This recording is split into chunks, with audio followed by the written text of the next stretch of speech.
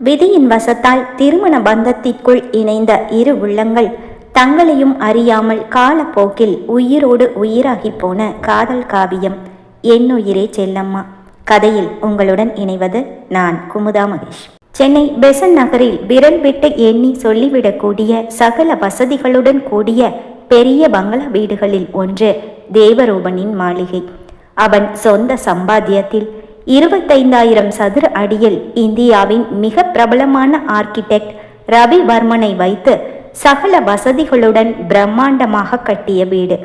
பூந்தோட்டம், badminton court, நீச்சல் குளம், வேலைக்காரர்கள் தங்க கெஸ்ட் ஹவுஸ் என்று வீட்டின் ஒரு புறத்திலிருந்து சுற்றி மீண்டும் அதே இடத்திற்கு வந்து சேர குறைந்தது 1 மணி நேரமாவது ஆகும்.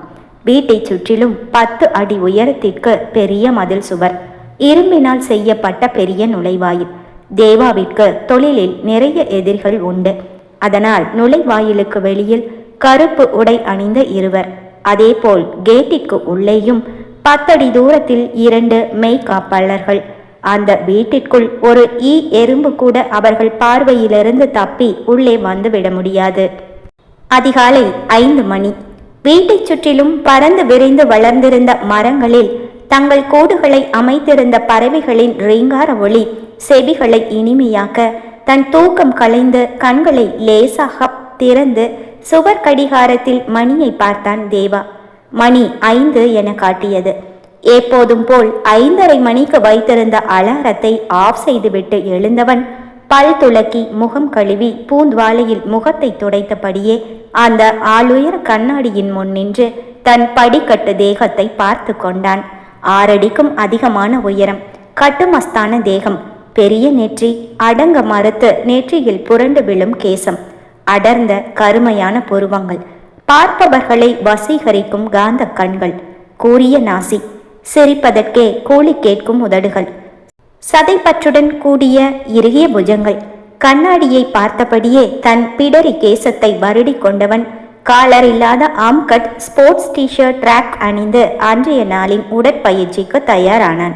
தினமும் இரவு உறங்க செல்லும் முன் அந்த சிறிய கை கடிகாரத்தில் 5:30 மணிக்கு அலாரம் வைப்பான். கடிகாரம் அவன் பள்ளியில் படிக்கும்போது தேர்வுக்கு அதிகாலையில் எழுந்து படிக்க என்று அவன் அம்மா அவனுக்காக வாங்கி கொடுத்த பரிசு. இன்னும் அம்மாவின் நினைவாக அதை வைத்திருக்கிறான். 5:30 மணிக்கு அலாரம் அடிப்பதற்கு முன்பே எழுந்து விடுவான். ஒரு நாளும் அலாரம் அவனை எழுப்புவதில்லை, அவன்தான் அலாரத்தை எழுப்புவான். அந்த கடிகாரத்திற்கு மட்டும் வாய் இருந்திருந்தால், நீயே எனக்கு முன்னாடி எழுந்துச்சுக்கிற, அப்புறம் ஏண்டா என்ன அலாரம் விடுற என்று கேட்டுவிடும். உடை மாற்றி தன் உடற்பயிற்சி கூடத்திற்குள் நுழைந்தவன் த்ரெட்மில்லை ஆன் செய்து முதலில் மெதுவாக நடக்க ஆரம்பித்து பின் அதன் வேகத்தை கூட்டி 3/4 மணி நேரம் வியர்வை சொட்ட சொட்ட ஓடினான். ஓட்ட பயிற்சியை முடித்து கண்களை மூடி ஷவரில் நின்று தன் உடல் வெப்பத்தை தணித்து கொண்டவன் அடுத்து தன் நீச்சல் பயிற்சியை தொடங்கினான்.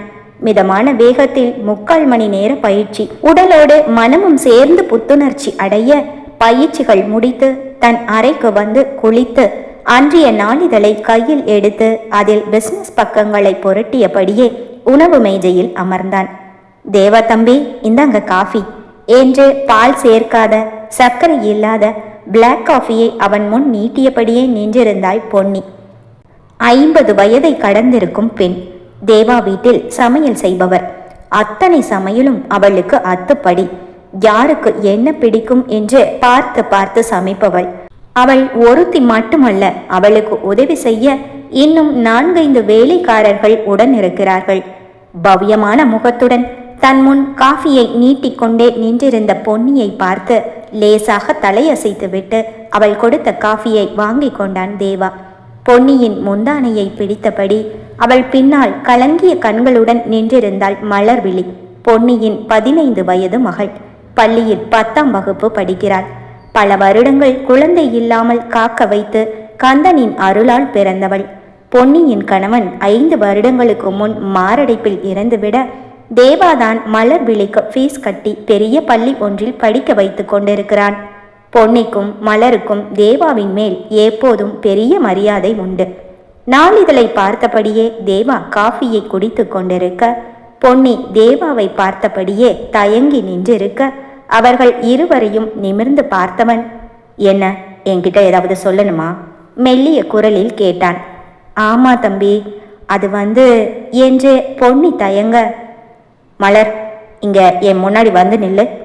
பொன்னியின் பின்னால் ஒளிந்து நின்ற மலர் கண்களில் மிரட்சியுடன் தேவாவின் முன்னால் வந்து நின்றாள். என்ன பொன்னி, ஏதாவது பிரச்சனையா? தேவா கேட்க பொன்னியும் மலர்விழியும் ஒருவரை ஒருவர் பார்த்து கொண்டனர். 2 பேரும் சேர்ந்து என்னவோ சொல்லணும்னு வந்திருக்கீங்க. என்ன விஷயம்? யாரோ ஒருத்தர் சீக்கிரமா சொல்லுங்க. அம்மா மகள் இருவரின் முகபாவனையை வைத்து அவர்கள் ஏதோ பிரச்சனையில் இருக்கிறார்கள் என்பதை புரிந்து கொண்ட தேவா படித்து கொண்டிருந்த நாளிதழை மடித்து டேபிளின் மேல் போட்டபடியே கேட்டான்.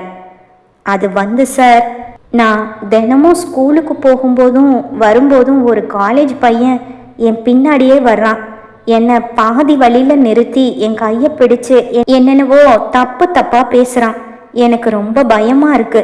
நான் இனிமே ஸ்கூலுக்கு போக மாட்டேன் என்று அந்த சிறு பெண் சொல்லி முடிப்பதற்குள் அவள் கண்களில் கண்ணீர் பொலபொலவென்று கொட்டியது.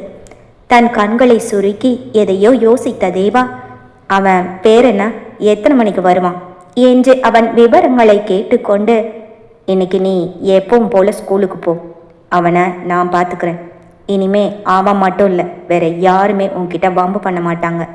தேவா மலர்விழிக்கு தைரியம் சொல்ல, சார், அவன் இன்னைக்கும் வருவான், எனக்கு பயமா இருக்கு என்று சொன்னவளிடம், நீ தைரியமா ஸ்கூலுக்கு போ, அவன் இனிமே நீ இருக்கிற பக்கம் கூட திரும்பி பார்க்க மாட்டான். தேவா சொன்னால் அது சரியாக இருக்கும் என்ற நம்பிக்கையுடன் மலரும் பொன்னியும் அவ்விடம் விட்டு நகர, அன்று எப்போதும் போல் மலர்விழி சைக்கிளில் பள்ளிக்கு செல்ல அவளை 20 அடி தூரம் விட்டு தன் காரில் தொடர்ந்து கொண்டிருந்தான் தேவா. முன்னே மலர் சென்று கொண்டிருக்க ஆழ்நடமாட்டம் அதிகம் இல்லாத பகுதியில் அவளை வழிமறித்தான் பிரகாஷ், கல்லூரி மாணவன். நீ 10th தானே படிக்கிற, இங்கிலீஷ் நல்லா படிப்பியா? பிரகாஷ் மலரிடம் கேட்டான். மலரோ அவனை பார்த்து பயத்துடன் ஆமாம் என்று தலையசைக்க, அப்போ நான் கேட்குற கேள்விக்கு பதில் சொன்னா உன்னை விட்டுடுறேன் என்றான். லவ் ஸ்பெல்லிங் சொல்லு என்றான். மலரோ பயத்தில் எச்சில் விழுங்கினாள். தெரியாதா? சரி விடு. கிஸ் ஸ்பெல்லிங் சொல்லு என்றான். மலர் இப்போது அழ ஆரம்பித்திருந்தாள். ஸ்கூலுக்கு டைம் ஆகுது. சைக்கிளை கிளப்பியவளை விடாமல் தடுத்து எப்போதும் போல அவன் மலரிடம் வம்பு செய்ய கோபத்தில் கண்கள் சிவக்க தன் காரை அவர்கள் அருகில் நிறுத்தினான் தேவா. காரிலிருந்து இறங்கியவன், ஸ்கூலுக்கு போற பொண்ணுகிட்ட என்னடா பிரச்சனை பண்ற? நீ யாரு அதை கேட்க? உன் வேலையை பார்த்துக்கிட்டு போ. பிரகாஷ் தேவாவை பார்த்து அலட்சியமாக பதில் சொல்ல, அடுத்த தேவாவின் கைதான் பேசியது. அவன் அடித்ததில் பிரகாஷின் மூக்கிலும் வாயிலும் ரத்தம் கொட்டியது. உனக்கு லவ் ஸ்பெல்லிங், கிஸ் ஸ்பெல்லிங், அப்புறம் டெத்துக்கும் சேர்த்து ஸ்பெல்லிங் நான் சொல்லவா? தேவா அவன் கழுத்தை இறுக்கி பிடிக்க, சார் என்னை மன்னிச்சிடுங்க, இனிமே இந்த பொண்ணை தொந்தரவு செய்ய மாட்டேன் பிரகாஷ் கெஞ்சினான். மலர், டைம் ஆகுது, நீ ஸ்கூலுக்கு கிளம்பு என்று மலரை அனுப்பி வைத்துவிட்ட பிரகாஷின் வலது கையை ஒடித்திருந்தான் தேவா. டேய், இனிமே இந்த பொண்ணு மட்டும் இல்லை, எந்த பொண்ணுக்கிட்டையும் நீ பிரச்சனை பண்ணக்கூடாது. அப்படி பண்ணுனேன்னு வை, உன் கையை உடைக்க தெரிஞ்ச எனக்கு உன் உயிரையும் எடுக்க தெரியும். தேவா தன் இடுப்பில் பின்பக்கமாக சொருகி வைத்திருந்த ரிவால்வரை எடுத்து அவன் நெற்றி போட்டில் வைக்க பயத்தில் அலறிவிட்டான் பிரகாஷ். தேவாவிற்கு தொழிலில் நிறைய விரோதிகள் உண்டு. என்னதான் வீட்டில் அலுவலகத்தில் என்று அவனுக்கு மேய்காப்பாளர்கள் இருந்தாலும் அவன் பாதுகாப்பிற்காக என்று லைசன்ஸுடன் கூடிய துப்பாக்கி ஒன்று எப்போதும் அவனிடம் இருக்கும். அதற்குள் தூரத்தில் ஒரு 2 சக்கர வாகனம் வருவதை பார்த்ததும் துப்பாக்கியை மீண்டும் தன் பின்புறம் வைத்து கொண்டவன், படிக்கிற பையன்தானே நீ? உங்க அப்பா அம்மா நீ படிக்க போறேன்னு நினைச்சு நம்பிக்கையா உன்னை காலேஜுக்கு அனுப்பி வச்சிருக்காங்க. அவங்க நம்பிக்கையை காப்பாத்து, படிக்கிற வேலையை மட்டும் பாரு என்று சொல்லி அவனை கீழே தள்ளிவிடவும் அந்த 2 சக்கர வாகனம் ஸ்கூட்டி அவர்கள் பக்கத்தில் வந்து நிற்கவும் சரியாக இருந்தது. ஐயோ, இந்த சின்ன பையனை போட்டு எப்படி அடிச்சு வச்சிருக்கீங்க? நீங்க மனுஷனா இல்ல மிருகமா? கேட்டுக்கொண்டே தன் ஸ்கூட்டியை சாலையின் ஓரமாக நிறுத்திவிட்டு இறங்கினாள் அந்த அழகான இளம் பெண். 5 அடி உயரம், எலுமிச்சையை தேனில் குழைத்து எடுத்ததை போல நிறம், அடர்ந்து இடைவரை நீண்டு வளர்ந்த அழகான கூந்தலை தங்க நிற கிளிப்பிற்குள் சிறை செய்திருந்தாள். செதுக்கி வைத்த அங்கம், இறுக்கி பிடித்தால் ஒடிந்து விடும் கொடி இடை. பார்ப்பவரை சுண்டி இழுக்கும் மையிட்ட கண்கள், ரோஜா நிற இதழ்கள். மொத்தத்தில் அந்த பிரம்மன் படைத்த பேரழகி. இவள்தான் அந்த ரதி தேவி.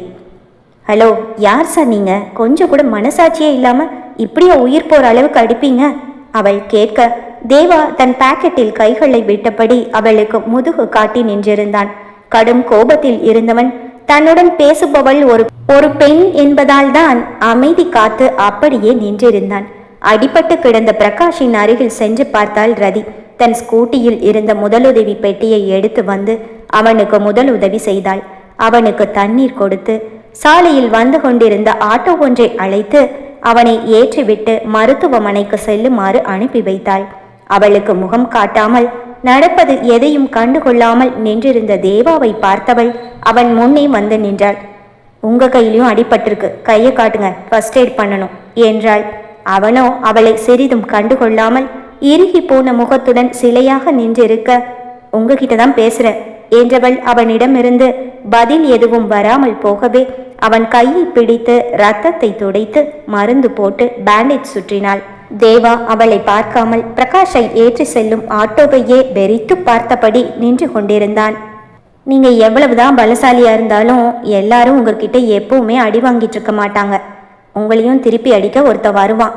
அப்போ வலி வேதனைனா என்னன்னு உங்களுக்கு புரியும். தேவாவை திட்டியபடியே அவள் பேண்டேஜை சுற்றி கொண்டிருக்க, இவ்வளவு நேரம் அவள் முகத்தை பார்க்காமல் எங்கோ பார்த்தபடி நின்றிருந்தவன் திரும்பி தன் புருவங்களை சுருக்கி அவள் முகத்தை பார்க்க, நீங்களும் ஹாஸ்பிட்டல் போய் ஒரு டிடி இன்ஜெக்ஷன் போட்டுக்கோங்க.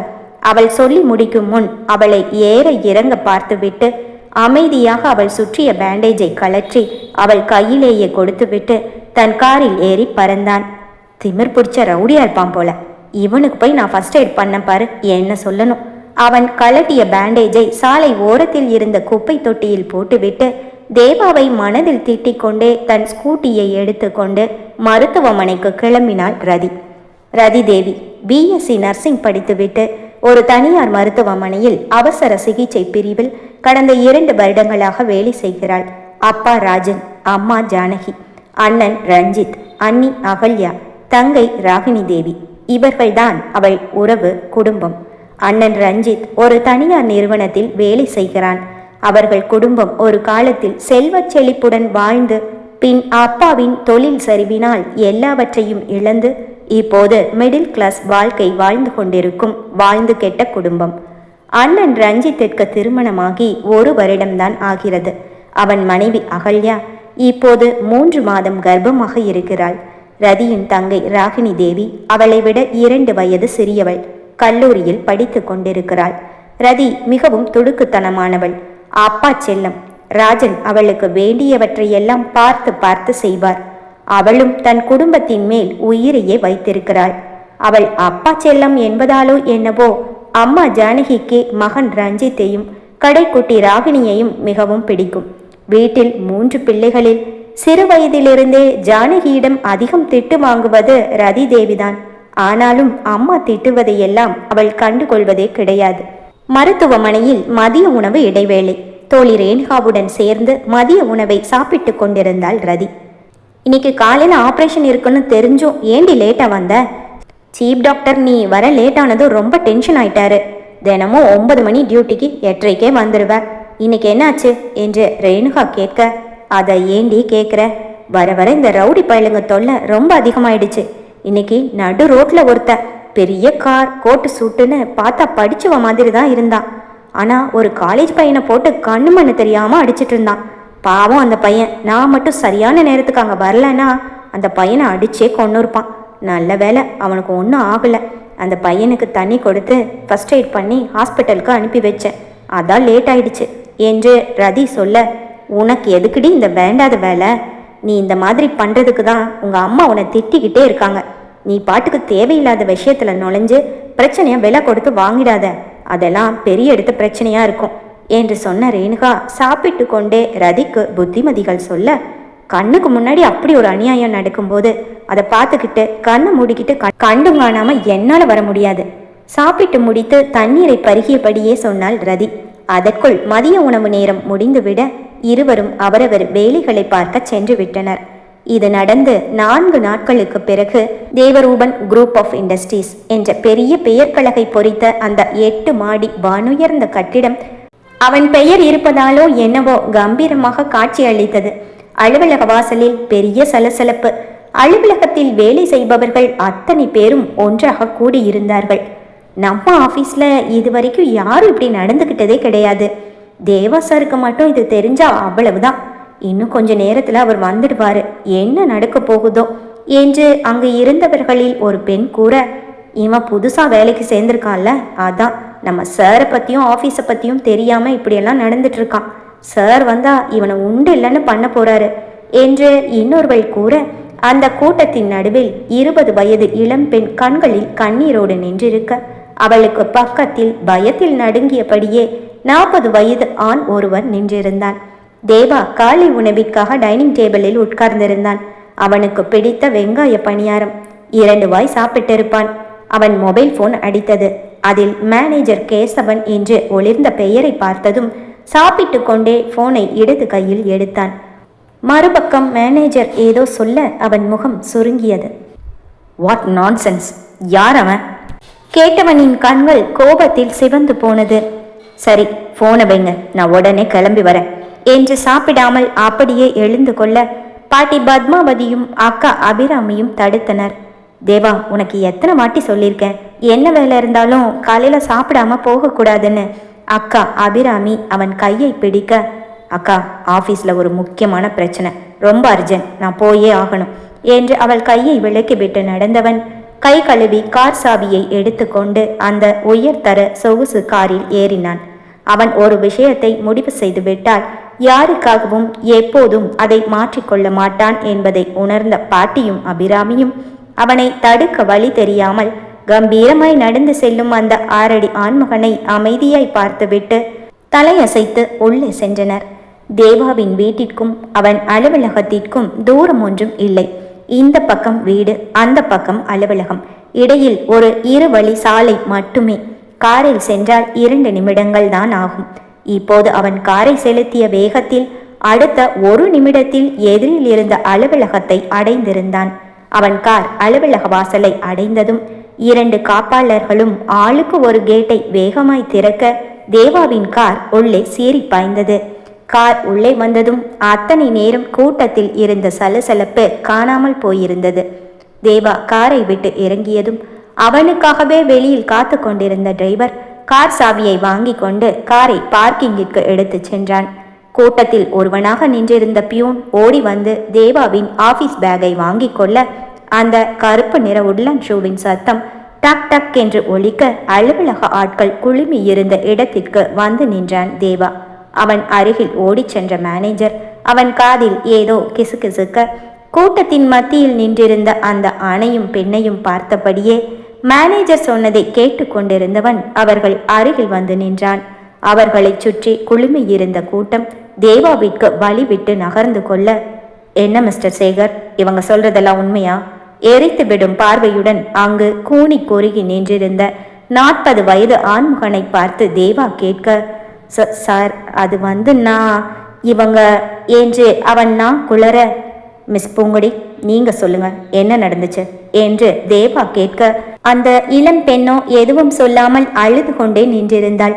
பூங்குடி, முதல்ல அலர்த நிறுத்துங்க, என்ன நடந்துச்சுன்னு உண்மையை அப்படியே என்கிட்ட சொல்லுங்க, அப்பதான் அடுத்து என்ன பண்ணணும்னு நான் முடிவு பண்ண முடியும் என்று தேவா அதட்டலாய் கேட்க தன் கண்களை துடைத்து கொண்ட அந்த பெண், சார், நான் எப்பவும் போல இன்னைக்கு காலையில் ஆஃபீஸ்க்கு வந்தேன். லிஃப்ட்டுக்கு வரும்போது இவரும் லிஃப்ட்டுக்காக காத்துட்டு இருந்தாரு. நாங்கள் 2 பேரும் லிஃப்டில் ஏறினோம். உள்ளே போனதும் இவர் என்ன கட்டி பிடிச்சு என்று அதற்கு மேல் சொல்ல முடியாமல் அந்த பெண் மீண்டும் அழ, ஓகே ஓகே போதும் என்று சேகரின் பக்கம் திரும்பிய தேவா அவன் எதிர்பாராத நேரத்தில் பலார் என்று ஓங்கி அவன் கன்னத்தில் அறைய பொறி கலங்கியது சேகருக்கு. இதை சற்றும் எதிர்பாராத கூட்டத்தில் இருந்தவர்களோ பயத்துடன் தேவாவை பார்க்க, டேய், உனக்கு 10 வயசுல ஒரு பெண் குழந்தை இருக்குல்ல, வெக்கமல்ல? இனிமே இந்த ஆஃபீஸில் உனக்கு வேலை இல்லை. கேசவன், இப்போவே இந்த ஆளுக்கு டிஸ்மிஸ் ஆர்டர் டைப் பண்ணுங்க என்று நின்ற இடத்திலேயே டிஸ்மிஸ் ஆர்டரை டைப் செய்ய சொல்லி அதில் கையெழுத்தும் போட்டு கொடுத்து விட்டான் தேவா. சார் ப்ளீஸ் இந்த ஒரு தடவை மட்டும் என்னை மன்னிச்சிருங்க, இனிமே இது மாதிரி எந்த தப்பும் செய்ய மாட்டேன் என்று சேகர் கெஞ்சியதையும் பொருட்படுத்தாமல், இதுக்கு மேலே என்னோட ஆஃபீஸ் வாசல்ல நீ இருந்தா நான் உன்னை போலீஸில் ஹேண்ட் ஓவர் பண்ணிடுவேன் என்று அவன் சொல்ல பயத்தில் எச்சில் விழுங்கிய சேகர் கடைசியாக ஒரு முறை அவனிடம் கெஞ்சி பார்த்தான். வாட்ச்மேனை அழைத்து உடனே சேகரை வெளியில் அனுப்ப சொல்லிவிட்டு அங்கு குழுமி இருந்தவர்களை பார்த்து, எல்லாரும் இப்பவே கிரவுண்ட் ஃப்ளோர்ல இருக்க மீட்டிங் ஹால்ல உடனே அசம்பிள் ஆகுங்க என்று சொல்லிவிட்டு அவனும் மீட்டிங் ஹாலுக்கு சென்றான். சார் எதுக்கு எல்லாரையும் மீட்டிங் ஹாலுக்கு வர சொல்றாரு? எதுவும் புரியாமல் ஊழியர்கள் தங்களுக்குள் பேசிக்கொண்டே மீட்டிங் ஹாலுக்கு சென்று உட்கார்ந்திருக்க, நம்ம கம்பெனிக்குன்னு நிறைய ரூல்ஸ் அண்ட் ரெகுலேஷன்ஸ் இருக்கு, அதை எல்லாரும் ஸ்ட்ரிக்டாக ஃபாலோ பண்ணணும். அது உங்களுக்கு நல்லாவே தெரியும்னு நினைக்கிறேன். இன்னிலிருந்து நம்ம கம்பெனிக்கு இன்னொரு புது ரூல் வரப்போகுது, அதையும் எல்லாரும் ஸ்ட்ரிக்டாக ஃபாலோ பண்ணுவீங்கன்னு நம்புகிறேன். ஊழியர்களை பார்த்து பேசிய தேவா தன் பேச்சை நிறுத்திவிட்டு அனைவர் முகத்தையும் பார்க்க, சார் என்ன சொல்ல போறாரு என்று அனைவரும் அவனையே அமைதியாக பார்த்திருக்க, நியூ ரூல் இதுதான், இந்த நிமிஷத்துல இருந்து ஆஃபீஸ் லிஃப்ட் லேடிஸ்க்கும் மட்டும்தான். ஆண்கள் எல்லாரும் இனிமே படிக்கட்டு வழியாக தான் நடந்து போகணும். அண்டர்ஸ்டாண்ட்? தேவா சொல்ல ஆண் ஊழியர்கள் எல்லோர் முகத்திலும் அதிர்ச்சி. அலுவலகத்தில் லிஃப்ட் இருக்கும்போது படிக்கட்டை பயன்படுத்துபவர்கள் வெகு சிலர் மட்டுமே. அதுவும் முதல் தளம் இரண்டாம் தளத்திற்கு மட்டுமே படிக்கட்டுகளில் நடந்து செல்வார்கள். அதற்கு மேல் ஆண் பெண் இரு பாலரும் லிஃப்டில் தான் செல்வார்கள். அப்படி இருக்கும்போது தேவா சொன்ன அறிவிப்பில் பெண்கள் மகிழ்ந்திருந்தாலும் ஆண்களுக்கு அது அதிர்ச்சி தான். சார், என்னோட கேபின் 8வது மாடியில் இருக்கு. ஒரு நாளைக்கு நான் தினமும் 3வது மாடிக்கு 4-5 தடவை போயிட்டு வரணும். படிக்கட்டில் எப்படி சார் என்று பயந்து பயந்து ஒருவர் கேட்க, எப்படின்னெல்லாம் எனக்கு தெரியாது, தினமும் மாடி ஏறி இறங்குறதும் ஒரு நல்ல எக்ஸசைஸ் தான். நான் போடுற ரூல்ஸுக்கு கட்டுப்படுற மாதிரி இருந்தா என்னோட ஆஃபீஸில் வேலை செய்யலாம். இல்லைனா எந்த ஆஃபீஸில் லிஃப்ட் இருக்கோ அந்த ஆஃபீஸில் போய் நீங்கள் வேலைக்கு சேர்ந்துக்கலாம். அவன் தன் தோள்களை குலுக்கி தயவின்றி பேசி கொண்டிருக்க ஆண்கள் எல்லோரும் அமைதியாகி போனார்கள். முட்டி ஆப்ரேஷன் பண்ணவங்க, கால் ஆப்ரேஷன், ஹார்ட் ஆப்ரேஷன், இந்த மாதிரி ஹெல்த் இஷ்யூஸ் இருக்கிறவங்களுக்கு மட்டும் ஸ்பெஷல் பர்மிஷன். அதுவும் உங்களோட மெடிக்கல் ரெக்கார்ட்ஸை ஆஃபீஸில் காட்டி செக் பண்ணி என்கிட்ட சைன் வாங்கினதுக்கு பிறகு தான் நீங்கள் லிஃப்ட் யூஸ் பண்ண முடியும். லேடிஸ் எல்லாரும் எப்போ போல் லிஃப்ட் யூஸ் பண்ணிக்கலாம் பேசி முடித்தான் தேவா. பெண்கள் எல்லோரும் தேங்க்யூ சார் என்று ஒட்டுமொத்த குரலில் சொல்ல, ஓகே மீட்டிங் ஓவர், எல்லாரும் போய் அவங்க வேலையை பாருங்க என்று சொல்லிவிட்டு கிளம்பியவன் அலட்டி கொள்ளாமல் எப்போதும் போல மாடி படிக்கட்டுகளில் நடந்து அவன் கேபின் இருக்கும் 6வது தளத்தை அடைய அவன் பின்னாலேயே மேல் மூச்சு கீழ் மூச்சு வாங்க நடந்து வந்த மற்ற ஆண் ஊழியர்கள், சே, இந்த சேகர் பண்ணின வேலையால நமக்கு சேர்ந்து தண்டனை கிடைச்சது முணுமுணுத்து கொண்டே படிகளில் கஷ்டப்பட்டு ஏறி கொண்டிருந்தார்கள். தன் அலுவலக வேலைகளை முடித்துவிட்டு கையில் இருந்த கை கடிகாரத்தில் நேரத்தை பார்த்தான் தேவா. மணி 5:30 இருந்தது. அலுவலகத்திலிருந்து கிளம்பியவன், இன்னைக்கு அக்காவோட பர்த்டே, சர்ப்ரைஸா கேக்கும் கிஃப்டும் வாங்கிட்டு போகணும் என்று யோசித்தவன் அந்த பெரிய கேக் ஷாப்பின் முன் தன் காரை நிறுத்தினான். கார் சாவியை தன் ஒற்றை விரலில் சுழற்றியபடியே தேவா கேக் ஷாப்பிற்குள் நுழைய, கையில் பெரிய கேக் பாக்ஸுடன் கடைக்குள் இருந்து வெளியே வந்து கொண்டிருந்தாள் ரதி. தேவாவின் மொபைல் போன் அடிக்க தன் பாக்கெட்டில் இருந்து அவன் மொபைலை எடுக்க முனைந்த போது அவன் தோள்பட்டை ரதியின் கையை தட்டிவிட அவள் கையில் வைத்திருந்த கேக் பாக்ஸ் கீழே விழுந்தது. அதிர்ச்சியில் அவள் கீழே விழுந்த கேக் பாக்ஸையே பார்த்து நிற்க, நடந்தது எதையும் கவனிக்காமல் போனில் ஏதோ முக்கிய உரையாடலை பேசியபடியே தேவா கேக் ஷாப்பிற்குள் நடந்து கொண்டிருக்க கோபமாய் தேவாவை திரும்பி பார்த்தாள் ரதி. யார் இவன், கேக்க தட்டி விட்டுட்டு ஒரு சாரி கூட சொல்லாம அவன் பாட்டுக்கு போயிட்டு இருக்கான் என்று நினைத்தவள் தேவா திரும்பியதும் அவன் முகத்தை பார்த்து அதிர்ந்து போனாள். இவனா? இவன் அன்னைக்கு நடு ரோட்ல அந்த அப்பாவை காலேஜ் பையனை அடிச்ச ரவுடியாச்சே.